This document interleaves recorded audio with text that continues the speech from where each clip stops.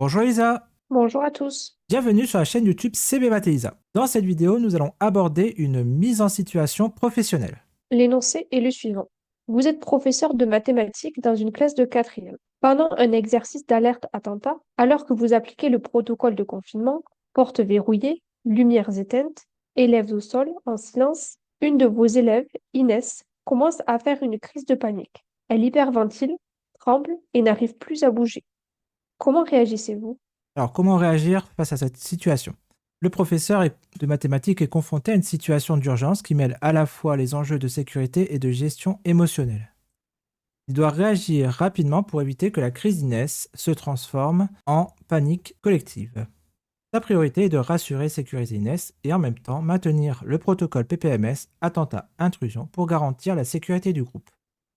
Il est essentiel de maintenir le calme collectif et d'éviter tout débordement émotionnel, particulièrement intense dans ce genre de situation. Comment s'occuper d'Inès?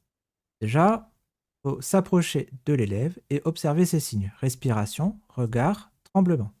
Pour la raisonner, on peut lui parler d'une voix basse et rassurante, phrase simple, réconfortante. Si elle a du mal à respirer, on peut l'aider à réguler sa respiration. Maintenant, comment s'occuper du groupe? On peut désigner discrètement un élève de confiance pour qu'il veille à ce que tout le groupe reste calme et immobile.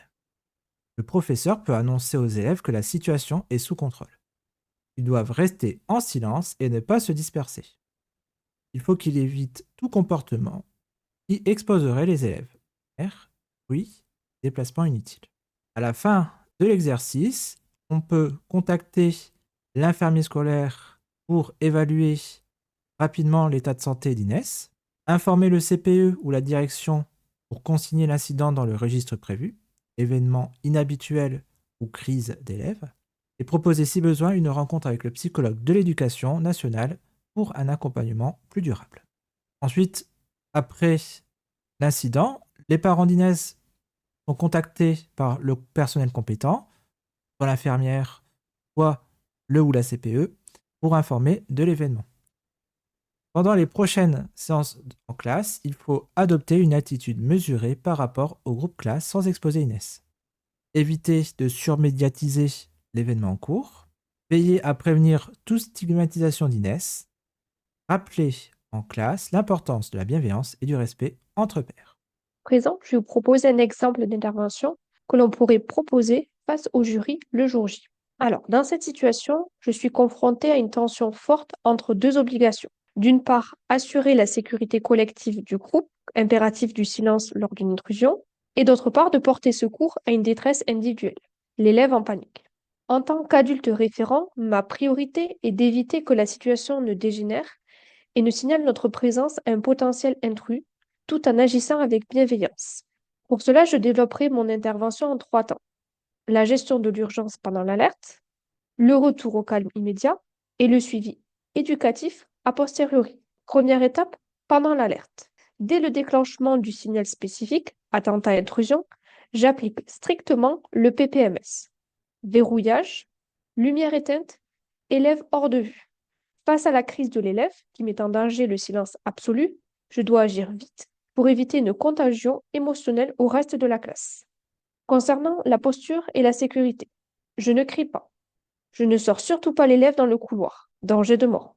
Je me déplace vers elle en restant baissée pour ne pas être vue. Pour la raisonner, je peux lui parler d'une voix basse et rassurante, en employant des phrases simples et réconfortantes. Si elle a du mal à respirer, je peux l'aider à réguler sa respiration. Concernant la gestion du groupe, d'un geste de la main, j'intime l'ordre aux autres de rester immobiles et silencieux. Je peux désigner un élève de confiance pour surveiller, pour qu'il veille à ce que tout le monde reste calme et immobile. À présent, on s'intéresse au retour au calme. Une fois le signal de fin d'alerte ou de levée de doute retentit, je ne reprends pas le cours immédiatement. Je contacte la vie scolaire ou demande à un délégué d'accompagner Inès à l'infirmerie. En effet, elle a besoin d'un espace neutre et d'un professionnel de santé pour récupérer. Je rallume les lumières. Je félicite la classe pour le respect des consignes de sécurité. Enfin, j'explique brièvement aux élèves que la réaction d'Inès était une réponse psychologique au stress pour couper court à toute moquerie. Je valide l'émotion tout en rappelant que l'exercice est fini. Enfin, concernant le suivi institutionnel, mon rôle ne s'arrête pas à la porte de la classe. Je fais un rapport à la direction et au CPE. Il est important de signaler que l'exercice a généré une crise. Cela peut aider à ajuster les futurs exercices PPMS. Je me rapproche du professeur principal et de l'infirmière. Y a-t-il un PI, c'est-à-dire un projet d'accueil individualisé pour troubles anxieux pour cet élève? En accord avec la direction, on s'assure que les parents sont prévenus de l'incident par l'établissement pour maintenir un lien de confiance. Et au cours suivant, je m'assurerai discrètement que l'élève va bien et qu'elle est réintégrée au groupe sans stigmatisation. Bien, la vidéo est maintenant terminée. Merci de l'avoir suivi. Un like, un abonnement ou un commentaire sont toujours les bienvenus. Vous pouvez aussi regarder les liens en bas de la description si vous voulez soutenir notre travail. Bon courage dans vos révisions du CAPES et à bientôt pour de nouvelles aventures mathématiques. À bientôt. Au revoir.